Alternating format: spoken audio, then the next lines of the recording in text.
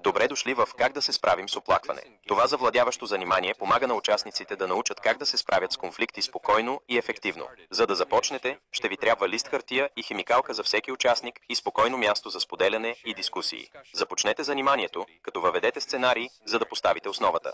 Например, Марк върви много щастливо в парка, когато вижда Джон да се приближава. Джон изглежда разстроен. Когато се поздравят, Джон започва да вика, обвинявайки Марк, че го е направил да изглежда зле пред децата от квартала и го вини за неговите проблеми.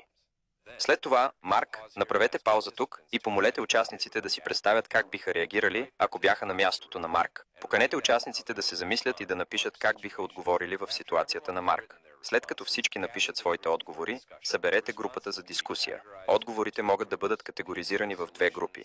Мирни решения, които деескалират конфликта, и агресивни действия, които го ескалират. Насочете групата чрез дискусия за размисъл с въпроси като: как може да се ескалира конфликта, ако бъдат избрани агресивни действия? Какво би се случило, ако вместо това се използват мирни методи? Защо мислите, че Джон беше толкова ядосан? Дали е могъл да разбере Марк погрешно? Били ли сте някога в подобна ситуация, в която се чувствате неразбрани? Завършете дейността с символичен жест. Помолете участниците да смачкат написаните си агресивни отговори и да ги изхвърлят в кошница.